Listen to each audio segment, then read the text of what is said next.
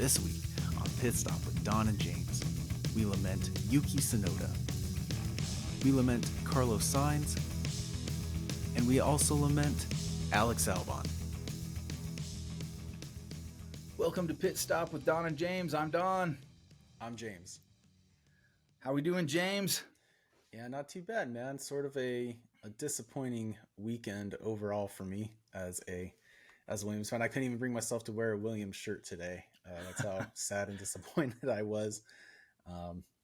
Yeah, a rough go. Not the best one for me. How are you feeling? Well, I'm doing good. I got my victory hat on. It's the nice new one. McLaren had a great weekend, which of course we'll talk about. I think you need to get go online and find somebody's like beat up and tattered Williams hat, and then we'll just, I always wear my junky McLaren hat when they when they do poorly. So you can have one too, so you can signal whether you're happy or sad. Right there we go. Beginning. That'll be the one. Oh man. Yeah, and you had sort of an interesting weekend, man. You've been up for quite a few hours. Well, at this point I'm pretty well rested, but you are right. I play music. That's a thing I do. So on Friday night, every last Friday of the month, I have this standing gig at a little cantina out by me here, and I play acoustic rock music. And so I went and I have my gig. It's from 9:00 p.m. till midnight, and I'm at an age where even that makes me tired. But this weekend, I actually went up with one of our other cousins, and we hiked a mountain, which we start in the middle of the night. We start at about 1 a.m, and we get to the summit of this mountain right at sunrise. And the name of the mountain is called Mount Timpanogos, and it's a fairly popular hike to do here. So we did that, and then we hung out at the top for, 30 minutes or thereabouts. And then we hiked down, and I was physically gassed. I had been up all night, and yesterday I couldn't barely keep my eyes open for qualifying. I kind of took a nap, and then I watched it and was able to get through it in I had to take a couple different sessions to get through it, because I was so tired. Then early yesterday, I don't even remember what time, maybe like 6 or 7 p.m. I was just gone. I went to sleep, and I was asleep until I had to watch the race on replay because I slept in and missed it. But anyway, yeah, that was my interesting weekend, hiking a mountain. It was pretty cool. Yeah, man, you sent me the photos, and the lookout from the top was pretty freaking sweet, if I do say so. Like, you caught that early morning sunrise. Of course, yeah. Mount Timpanogos up there in Utah. Utah being known pretty renowned as one of the better looking places with mountains. Me and my wife, of course, we've been to Zion, and Zion was absolutely gorgeous, man. Yeah. So I can only imagine. And people say it's got the world's best snow, or at least Utah claims it's got the world's best snow. Yeah. I don't know if other people are saying that. It's on the license plate, so I guess it's official, huh? Oh, there you go. Greatest snow on earth, I think is what they call it.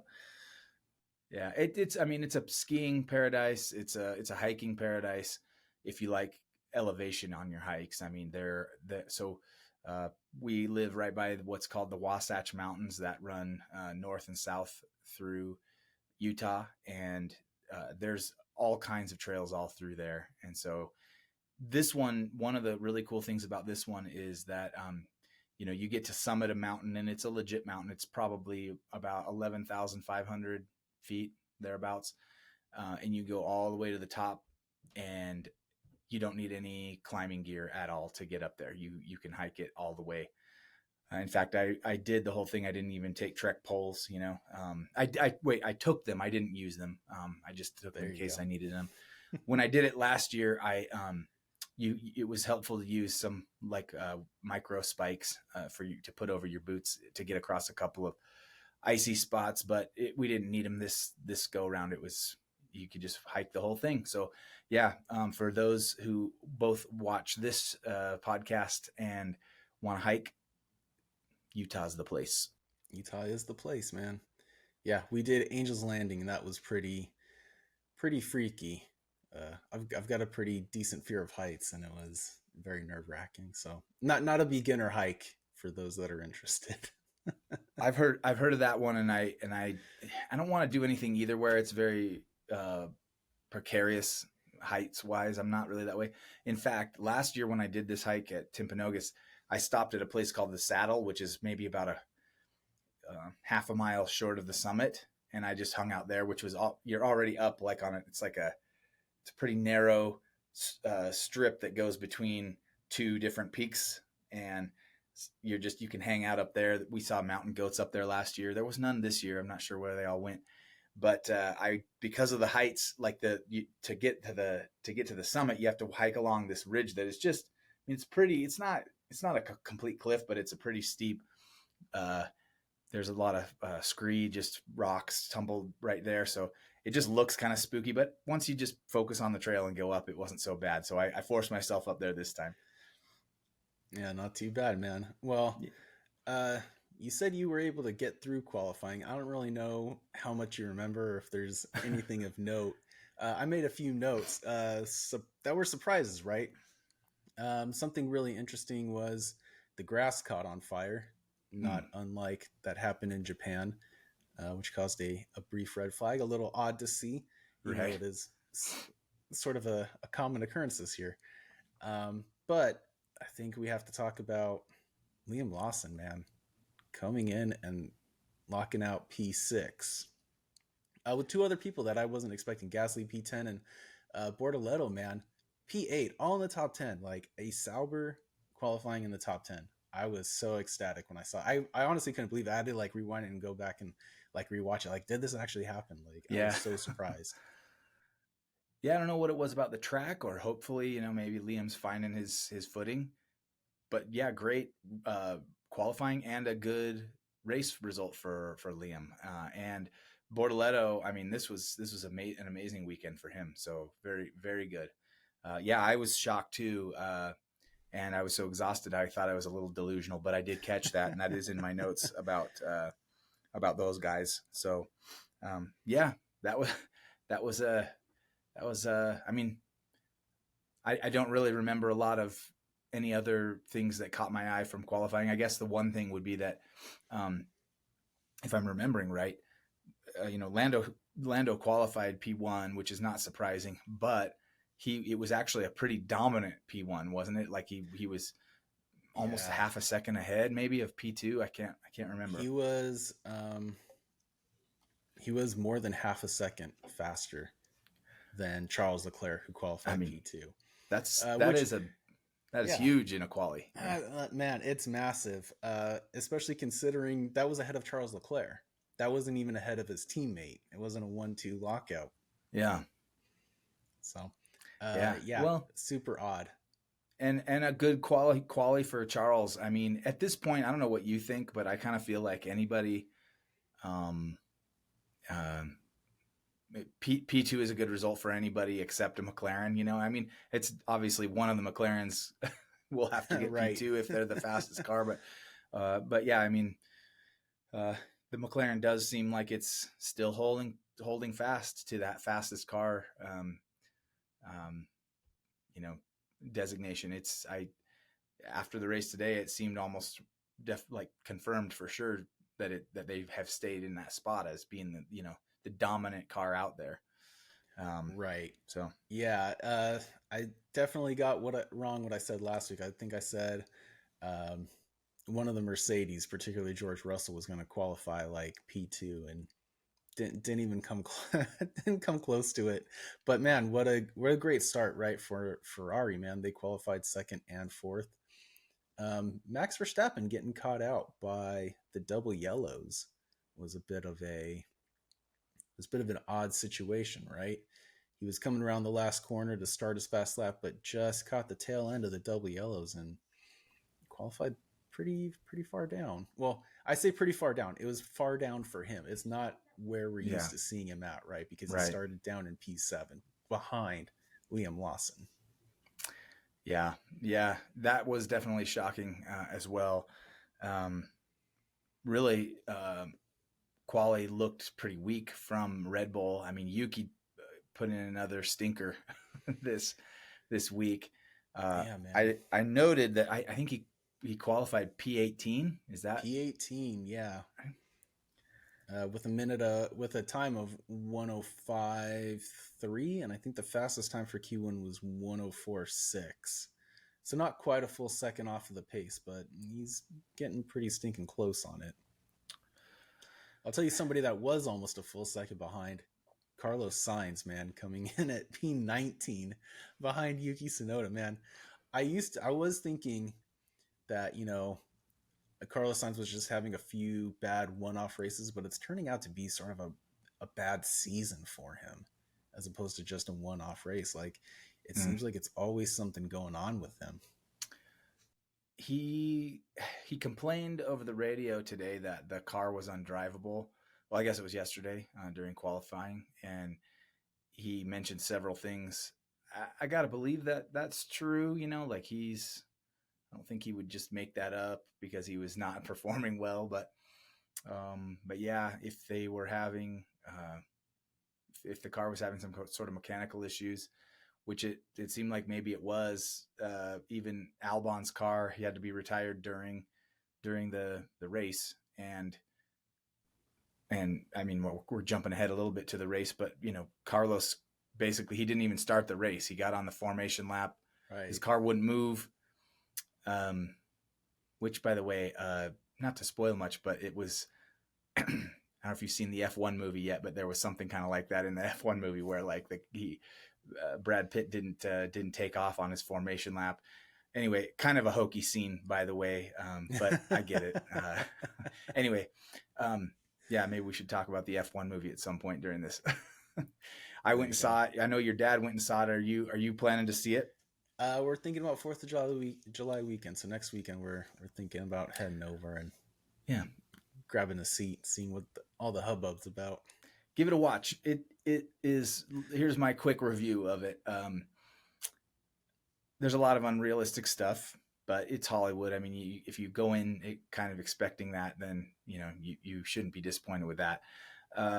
But what I was hoping for was that there would be great cinematography of Formula One driving, right? Like, because they did film it on Formula One tracks, and they had some legit cars out driving, and even saw like some social media about Brad Pitt was able to drive Lando Norris's car for one of the.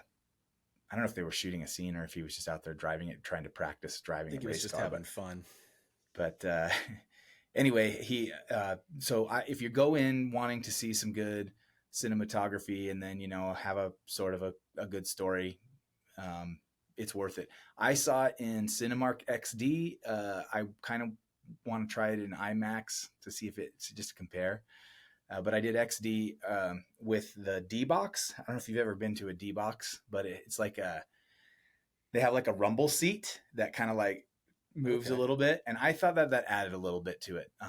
So anyway, there's my recommendation. If you're going to go see F1, go for the upgraded sound and clarity on the picture. And then if you want to do D-Box or IMAX or something like that, just so it's better than a normal movie. But yeah, it's worth it. It's not like I wouldn't have graded it like an A or maybe even a B. Like it was like a B- C+ kind of a movie for me. Fair enough. Yeah. I'll let you, I think we will have to do a review once I go and have a look at it. Yeah. But yeah, getting back. So moving into the race, man, a few delays at the start. From what I gather, there was a fallen sign that needed to be repaired. And then Carlos Sainz had a brake issue, could not get going on the formation lap, which you mentioned. Very reminiscent of the issue that Max Verstappen had in Australia a couple years ago, where his back brake was just seized up. Sainz was, of course, they were making the commentary, or he was making the commentary like, hey, I'm in first gear, but the car's just not moving. You could even watch when the marshals were trying to push him, like they were pushing him, and then it immediately just like locked down and just would not budge. Came into the pits and brakes caught fire, and the first retirement before the race even began, and it had to be a Williams, man. Just what an absolute bummer to start the race. Not what I was looking forward to. Yeah. Yeah. A bad quali resulted in, just a bad race. I mean, it was basically a non-existent weekend for, at least um, for Carlos. Albon had a little bit better luck, but Not for long. ultimately in the race suffered the same fate. And I don't know what they didn't say. I didn't hear them say what happened to Albon. What do you know what they said, or what ultimately caused his car to need to be retired? I didn't hear either. I haven't seen a statement come out as of yet. I'm guessing it was some sort of engine trouble. I think you hit it right. They were having trouble even in qualifying because Sainz wasn't the only one that had trouble. We saw Albon qualifying outside the top 10, which is actually a little unusual for him this season. So it obviously rolled into the weekend. It just was not their way to go. It was a real Yeah. bummer. Yeah, bad weekend for Williams. And that really is a reliability is an area where even like the worst team needs to, they need to be good in that area, right? The places where they can do the best would be, I would say, making sure the car is reliable, and then working their pit strategy and their pit stop, pit crew discipline and all that kind of stuff. So hopefully this isn't some sort of step backwards for Williams, who's had sort of a surprisingly good year this year. Yeah, man, they're really working it. Um, just just a bad weekend. I'm really hoping it's just a one-off bad weekend, and they can rally coming into next week. It's going to be a quick turnaround, so whatever problems they have to get them sorted this week. Brake issue doesn't seem like that seems like resolvable. When you get a power unit issue, ultimately you end up, it seems like, running the risk of having to put a new power unit in, which, if you do that too many times, obviously there are penalties for doing that. So maybe, hopefully, brake issue just kind of they can fix whatever's going on there, and Sainz will be back on his way there. Yeah, it was a rough start. But speaking of starts, Kimi Antonelli, man, of course he is a rookie, but he made a classic rookie mistake. Um, took out Max Verstappen going into turn 3. Man, what? I that was not something that I had on my bingo card. I did not predict that Max was going to be taken out. I was sort of hoping that they would all manage to get through at least the first lap, so like without any DNFs. I expected like a little bit of rubbing. There's always, those corners are very tight at Austria, but I wasn't expecting a DNF. Yeah, I mean, you don't see this happen too often, and you know what, the commentators on the broadcast kind of made a point of saying that Max, he usually isn't back there in the middle of all that traffic. He's oftentimes near the front, only battling one or two other cars into the first couple of turns. But because he was back in the bulk of the traffic, it was just unlucky for him there. The move by Kimi, I mean, he nearly T-boned Max. It was like, Yeah, I think what happened, if I can kind of recap, and what turn was it at? Was it turn turn two? 3. Turn three? Turn three, and Kimi actually tried to make a different move, because I think the cars ahead of him were braking earlier or harder than he was expecting, so he moved to the inside of the turn. But then he was carrying too much speed, especially for that line, right, for the inside line, and so he locked up, hitting his brakes super hard just as Max is coming around the turn, and he just hit him in his right side, and that was all.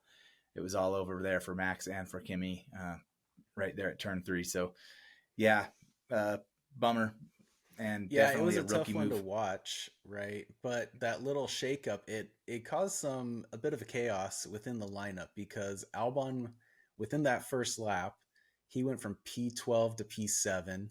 Lawson went backwards from 6 to 9, and Gasly went from 10th to 6th. So a huge a huge shakeup. Those were some of the big movers in the first lap. So Albon was running a really good race, right? He was in P7, and then by the time he retired on lap 17, he was P6. So it was shaping up to be a really good weekend for him, and it's such a bummer that he had to retire. Yeah. Yeah. Yeah, that was too bad. And too bad for Mercedes, who had such a great weekend last weekend, for them to lose a car right off the bat. Now, I would say, I don't know what you think, but I felt like George sort of salvaged a pretty good finish out of the race. So uh, George qualified fifth and finished Mm-hmm. fifth, but at times during the race he was lagging behind. Probably just due to pit strategy or whatever, but he was able to hang on to his position that he qualified in. So not a great qualifying position, decent qualifying position. Fifth isn't bad. It's just they need more than that in this battle for P2 and the constructors. They got to put both cars in the points really. So Kimi going out, P5 is all the more devastating if they can't pull in any points with that second car. So Yeah, and it was sort of odd, right? Because towards the beginning of the race, he was following Lewis Hamilton super close, even was side by side a handful of times trying to get by him, but he just couldn't make the move stick. For whatever reason, this track really suited the Ferraris, which fair play to him, you know. It's nice to see Ferrari and Leclerc, you know, have a really good weekend. And I'll even say it's good for Lewis Hamilton to have a good weekend even though I'm not the biggest Hamilton fan. It's nice to see Ferrari pulling in some decent points finally. yeah, well, Ferrari has consistently had decent results, but more like the P4, P5, P5, P6, that type of range. Uh, but yeah, it was a good weekend for them. The only real thing that kind of was bad was that pretty quickly Charles got overtaken by Oscar for P2, but and he really Oscar didn't have to work that hard for P2. He was fighting hard for P1, which is I guess maybe the biggest story of the race in my opinion is the race for P1. But yeah, Leclerc got overtaken pretty quickly. I think on lap one, right? And so On lap one, in turn one. in turn So it one, happened immediately. Yeah, Lando moved to the inside to cut off Leclerc, and Oscar Piastri, the opportunist, just went right around the outside, and that was it. Stayed ahead of him the whole race. yeah. But yeah, I agree that that the Lewis result was really good. A strong P4. He, it's it's not what we expect out of him, right? We're expecting him to get to the point where he's doing better than P4. He's going to be on podiums, winning races from time to time. But right now it's Charles that's doing that, and I mean I don't think Charles has won any races this year, has he? No, I do not believe he I don't think has. so. So, but he has won them in the past for Ferrari, and so I think, yeah, I'd like to see Lewis clawing his way back up there. Now, along those lines, Lewis was clearly unhappy with the call that they made from the pit wall to Yes, have him box. I wanted to bring that up. Yeah, he was he was it was lap 51, so late in the race. 19 laps to go. They end up doing 70 laps today. And he was in a position. I don't think he was fighting any other cars, and felt like his tires were fine. He thought the tires were doing well, and they brought him in, and he didn't want to come in. He's like, I don't want to box. So I don't know, that was kind of interesting, and maybe a little bit of a bit of an insight. We've seen this now multiple times. I've seen some articles covering this, that the relationship hasn't really matured between the the strategists and the engineers and Lewis Hamilton, and it kind of seems like that might still be at play. What did you think? Did you think what would you think as as a guy on the pit wall? Would you rather do what the driver says, take their word for it on something, or make the driver stick to the strategy call you're making? Well, it's really hard to say, right? Because, there was really nothing to gain by Lewis Hamilton pitting when he did. I mean, so I think to step back, it was a two-stop race, and Ferrari he finished 30 seconds back from from the leaders, right? So there was nothing to gain because the person behind him, who's George Russell, he was 30 seconds behind Hamilton. Um, I guess it didn't really matter, is my point, right? If he would have stayed out and pushed, he said he had pace. He said he was doing fine, that he felt like the tires were okay, but he was going to have to pit anyways. So does it really matter? Probably not. I could see it being in a more dire situation, like recently with Leclerc, when he's like, "No, I want to stay out. I want to stay out," and they're like, "No, we're going to pit," and it's like, man, sometimes you have to listen to the driver in those situations. And it's such a stark contrast when you see how the strategists are talking to the McLaren guys, right? Because they're asking them, like, I think it was during today's race, they were asking Piastri, they're like, oh, do you want to be, this strategy? We'll let Norris catch up and then we'll pit and then we'll have better tires towards the end. Or do you want to just pit and like keep the fight going? And Lawson was like, okay, like I'm going to choose this strategy, which I think he was, uh, run later to let Lando catch up, and then he would pit and have better tires towards the end. So it's such a different way to see how those two teams operate, and Yeah. I think that's where Ferrari is falling short because we've mentioned it before that when it comes to strategy, they just shoot themselves in the foot. They have Yeah. to listen to the drivers and give them the opportunity to give their input. And I think if they could start copying what McLaren's doing, I think it'll really help the team. Yeah. Yeah. I was in the moment, I definitely was thinking they should listen to Lewis about this. If he's good with the tires, why box right now? I mean, if unless they were seeing in the numbers that his lap times were falling off more than maybe he was aware of, I don't know. But as long as the tires can survive and then there's no position gained or lost, I say stay out there, especially with 19 laps to go. You know, you don't know if there's going to be a safety car or red flag, which will give you a free tire change. So I wasn't sure why they were making that call or being so stubborn about it if the driver is saying the tires are fine. But I don't know. They Yeah. just Well, Fernando Alonso and Liam Lawson, they're the only two drivers that did a one-stop strategy today. yeah. And so my thinking is that Hamilton was probably he was probably trying to argue that he could have done a one-stop race, in which case he would have finished ahead of Leclerc. Mm-hmm. But I'm probably going to guess that Ferrari want Leclerc to be ahead of Hamilton.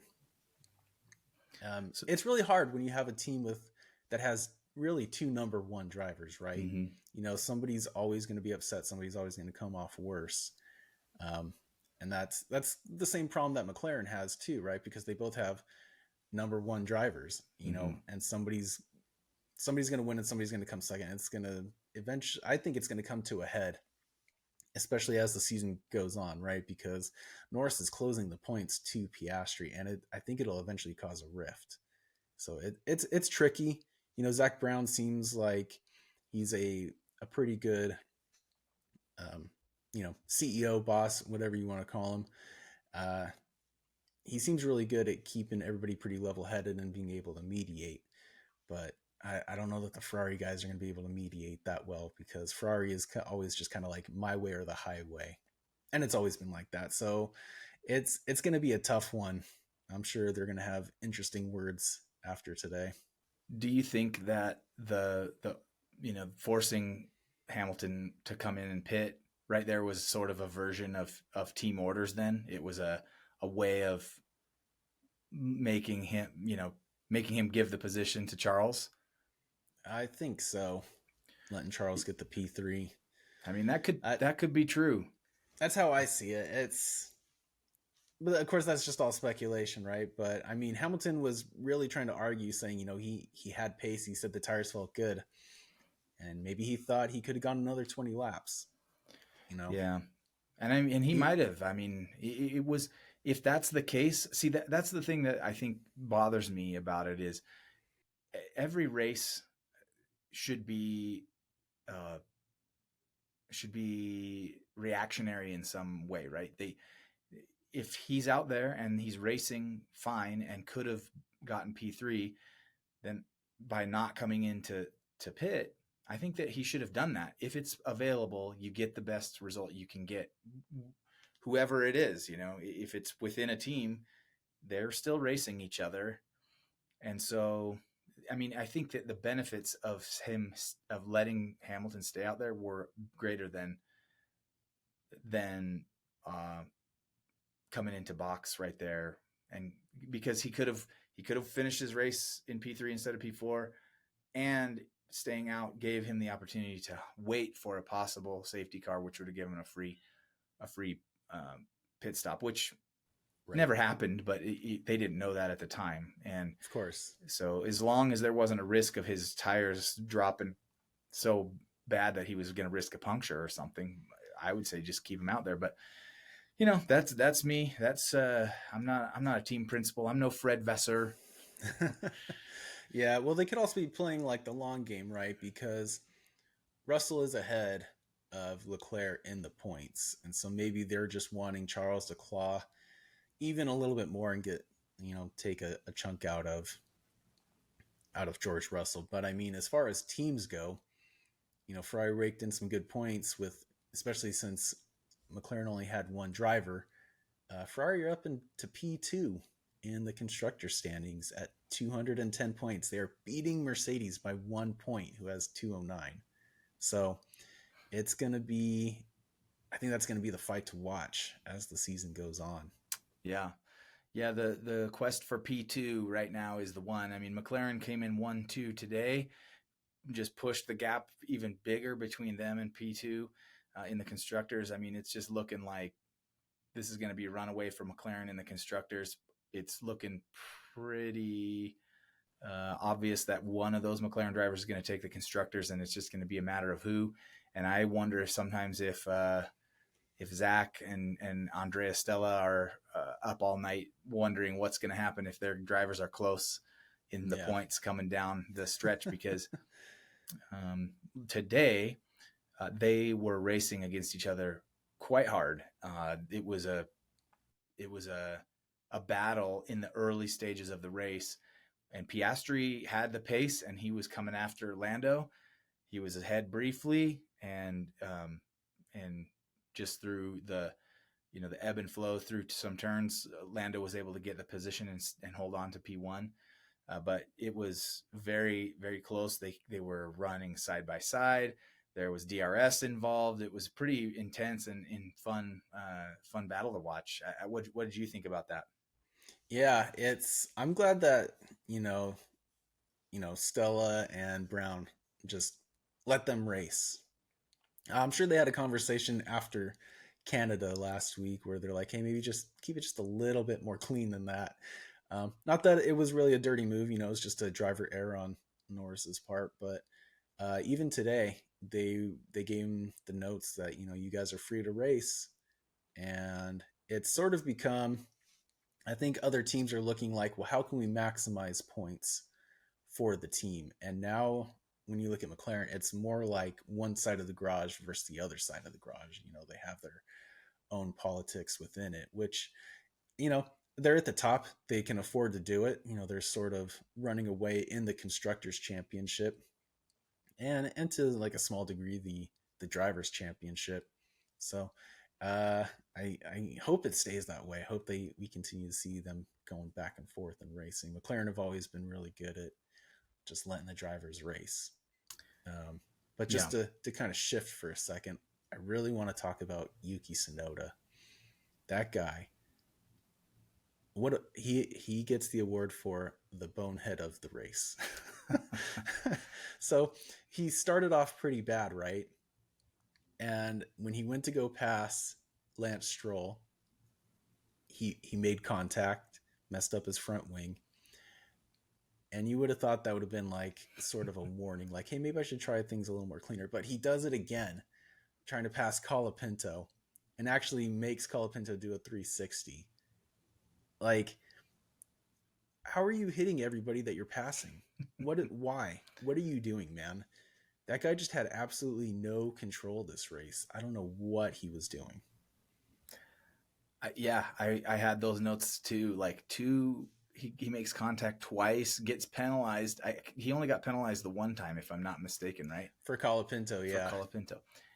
I mean, yeah, he's just digging himself into a worse and worse hole. It's like, you know, when if you've ever purchased a home, one of the one of the stories you hear about is that sometimes people who are getting foreclosed on in their house and the bank is going to repossess the house, they trash the house before they Yes. get kicked out. I'm like, is this what Yuki's doing? Is he just trying to like trash the house before he gets kicked out of Red Bull? Like, what is he doing? Like, he's just running into people. He's qualifying poorly. Man, I hate to see this. I really do. I like Yuki. I thought Yuki was like, you know, on the ascension at Racing Bulls and was kind of getting it together. And in that second seat, I don't know what it is. I don't know if it's the pressure. I don't know if it's the car is really not that good unless you're Max. I don't know what the deal is, but he's just not making it happen here. So yeah, Yeah, it's a really tough one because Yuki only has 10 points to his name this season. He was behind Isaac Hadjar and has been for quite a while, right? But Liam Lawson now has 12 points and is sitting ahead of him in the drivers championship. Like I don't know what they're going to do, man. I really feel like his time in that Red Bull is coming to a really quick end. I don't know how much longer they're going to keep him. I don't know either. I really I think he's snake bit right now. He's got to somehow, I don't know, go see a sports psychologist, something, get his head right and get back in this game if he wants to save his seat. And I think he's maybe only got a race or two left to figure it out. I know that Christian Horner had said they were going to try to give him time. Not sure why they were trying to give him time. They didn't do that for Liam, but but yeah, I think I I don't know if we need to create a bonehead of the race segment, but I kind of like it. I would have guessed that Lance Stroll would be that, but no, he he was the victim here of Yuki. He He sure got was, man. nudged. Uh, yeah, I did want to make one go back to McLaren for 1 second, and that was because last week I think when we did bold predictions, I bold predicted that that Lando was going to finish outside the top five, and my rationale was because he hadn't because I thought he might be down on himself for the bonehead of the race from last week, where he ran into the back of his teammate, but Right. he did the opposite, and I thought that was fantastic that he got past that and right back on onto P1 and finished out, which was not an easy race, by the way. He did have pressure from his teammate, and and a lot of guys would make a mistake in that scenario, but he managed it and pulled out a dominant qualifying, and then a pretty dominant win. So I was Yeah. really happy for Lando that he kicked my bold prediction in the nuts. I want to also mention the runner up bonehead of the week, and that would be Colapinto, because as he's getting lapped by Oscar Piastri, he pushes Oscar Piastri onto the grass. How are you going to push the guy that's in P2 onto the grass while you're being lapped? Like, unbelievable. Absolutely unbelievable. Yeah, that was a bad move. That was that was on lap 54, so down near the end of the race. Some of these cars were getting lapped twice, and but yeah, he was yeah, that was, I couldn't believe that. I couldn't believe he pushed him off. The only explanation that I've got is he somehow didn't see that he was coming up on his right side. I don't know if he just didn't check his mirrors or what, but yeah, that was bad. He was battling Yuki Tsunoda. In all fairness, like they had been kind of going back and forth for a handful of laps, right? And it just came to a head. Yuki came past, and then out of nowhere, Piastri was there. But it's a good reminder to always check your mirrors and be aware of your surroundings. Huh? Yeah. Bonehead against bonehead there. Yeah, they're duking it out for the biggest bonehead award of the race. I mean, I don't know what would have happened if Piastri would have crashed because of that. I mean, that would, that would be really bad to get taken out by a guy who basically should have seen a blue flag and let you by, right? Right. That was really, really crazy to me. Yeah. Well, he did get I can't believe he got a 5 second penalty. I think it should have warranted a little bit more than a Yeah. 5 second penalty, but who am I to say? But yeah, Lawson and Alonso only had one stop. Everybody else had a two stop. Yuki had a third stop, I think, to alleviate that 10 second penalty. I don't really know why he came in. Maybe it was to look at damage. Um, sort of a crazy race. The race was pretty nonstop, with the exception of the yellow flag at the beginning. Only the top six were on the lead lap, and I think the fastest lap of the race was a 107 set by Oscar Piastri. So everybody's lapping about a 108 time. And Liam Lawson was 67 seconds off the leader. So he was almost about to be lapped. He was right there. And it would have been only the top five on the lead lap. It's almost reminiscent of, like, watching the 90s F1 where only the top five guys were on the lead lap. It's crazy. And just to add to the woes of Yuki, he was the only driver that was 2 laps down. So I don't know if it's a testament to how fast. It's got to be a testament to how fast the leaders are, right? Especially the McLarens. Like, they are just running rampant on everybody, because Leclerc was 20 seconds back off of Norris. Lewis Hamilton was 30 seconds. Russell was a full minute, over a minute. And then Lawson was 5 seconds off of George Russell at 67. Like, it's unbelievable how fast these guys are. Yeah. Yeah. It was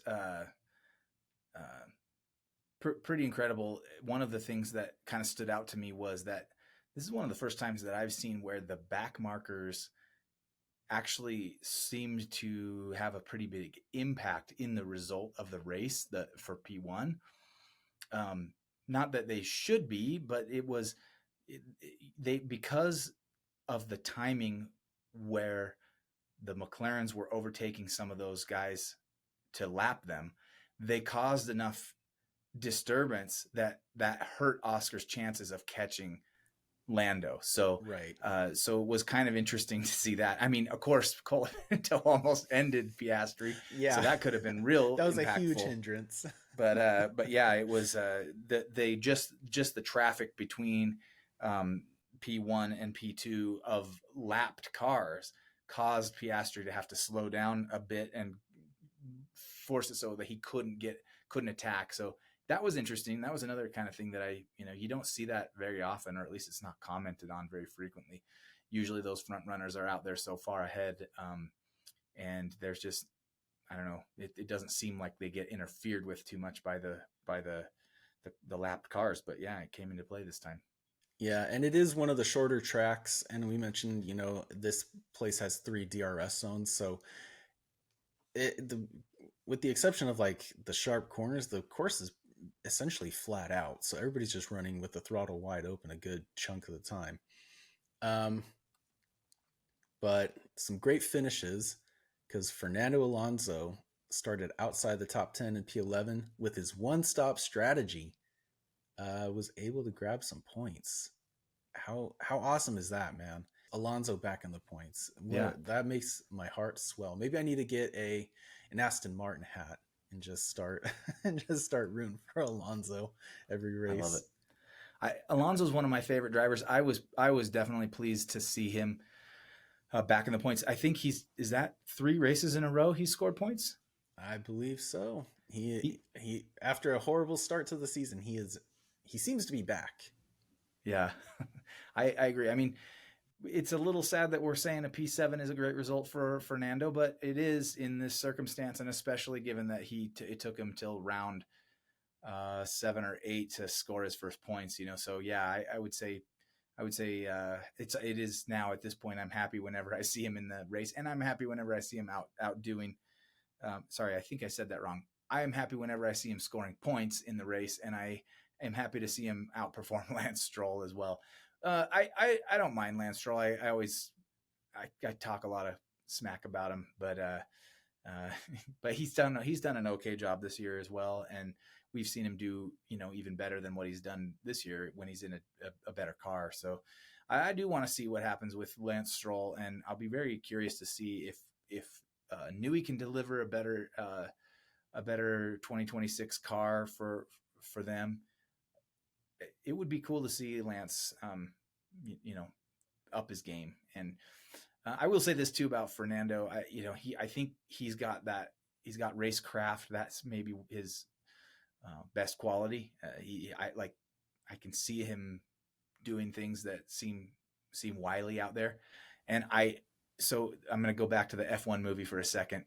I think people know first that the F1 movie is about a guy who's way too old to drive an F1 car, getting called up to drive an F1 car. This is one of the more unrealistic things, just the general premise of the movie. But I almost felt like the main character, who's played by Brad Pitt, is like based off of Alonso or something. Like I was just about to say he's that. supposed to be this he's this older guy, and but he's smart and sneaky and crafty, and has these ideas for how to do better as a team. So anyway, that was just my little sidebar on Fernando. That's all good, man.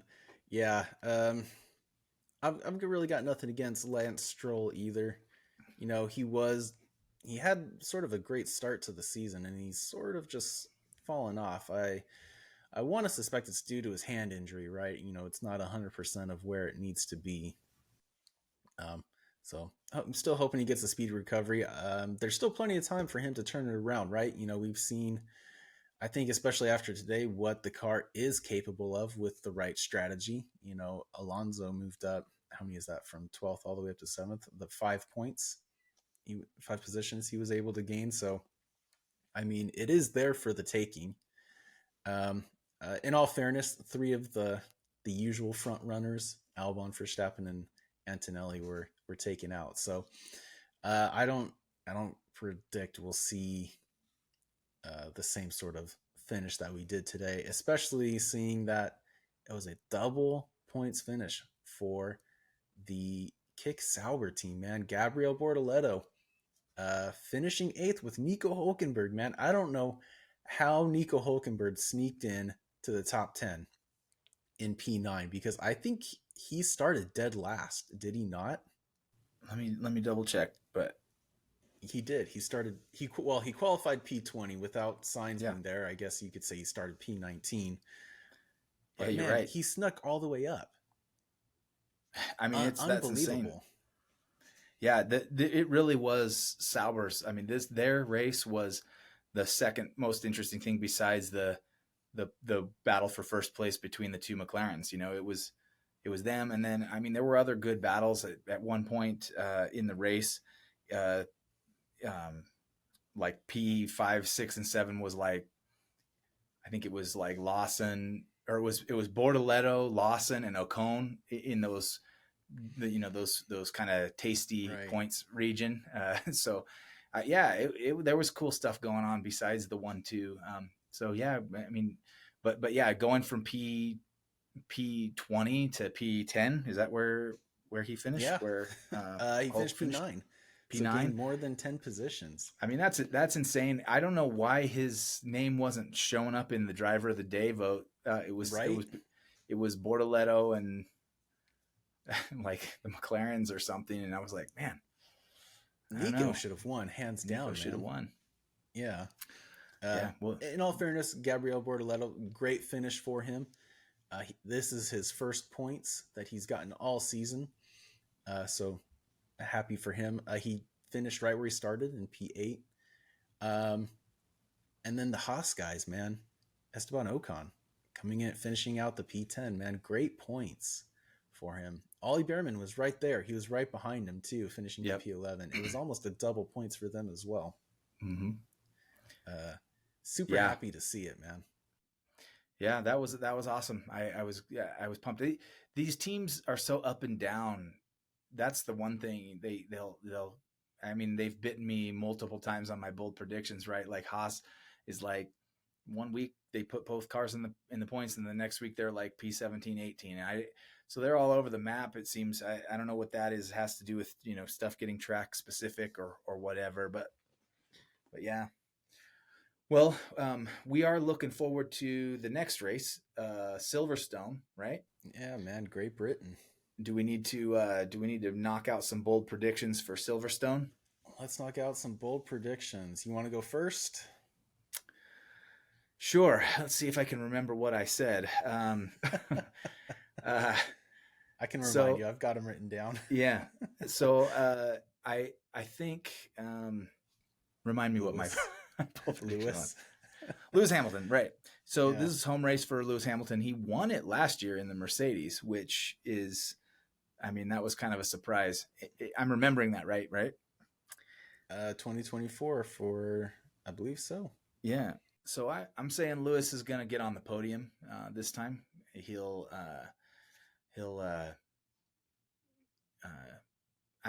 it was a little too bold for me to say he was going to win it again, because he just hasn't really been close to that in the Ferrari. He won the Chinese Grand Prix sprint race this year, but then P4 has been his best result since, the second right? time he's done it, yeah. So this time he got a P4, and he's done that one other time this year, and so I don't think it's that big of a jump to go. He needs to get a P3, and he does seem like a guy who relishes a home race. So I'm going to say Silverstone, he gets on that podium. So I'm going to be cheering for Lewis there. And then I think, was my other one about the Sauber team? Gabrielle, yeah. Yeah, Bortoleto in the points again for the second race in a row. So that's what I'm going to be looking for. That might be a little bit of a long shot. Silverstone's a challenging circuit. But it is sort of fast, and I'm hoping for it. That's mainly the thing, is I'm hoping that I see Sauber pull off something good. Nico just continues to have, I mean, he's really having a good season. It's kind of almost crazy that he's having as good of a season as he's having, being that he's an older driver out there. He might be, what is he, the second oldest or third oldest behind Fernando and Lewis, or I don't remember if he's behind or if he's older or younger than Lewis, but anyway, yeah, I think Gabriel, I'm going to say he rides a little bit of confidence from this race into the next one. Yeah, I think we switched it up a little bit, because I think my bold predictions are pretty stinking out there for Great Britain. So I'm putting Fernando Alonso into the top 10 or in the top 5. Which may or may not happen. I think, he had some great movement today. I think if he can qualify pretty high up there within the top 10, I think it's pretty realistic that he could get into the top 5. And then this one, it's pretty specific. I'm going to predict that Oscar has a DNF. Norris will take P1, thus taking P1 in the overall standings. Fingers crossed. Yeah, that was that one right there. That's a Don prediction right there. That's a Don prediction. But you were within, probably an inch of that happening today with Colapinto running him off into the grass. But yeah, I mean, it could happen. I mean, those DNFs, you never know when they're going to strike. But yeah, that's the kind of excitement that we have right now in this season, is that a DNF on the McLaren side is going to have huge impacts in the standings, because if either one of them is capable of scoring massive points on any given weekend, they're pretty much always scoring massive points. And so if anybody pulls a DNF like Lando did last week, I mean, he might have last week really set Lando back in that. So now if Oscar gets a DNF, it really levels the playing field. So yeah, pretty big deal. What's the gap right now? Like about 17 points or something like that between first and second? Less than that. It is 15. 15 points. 15 on the dot.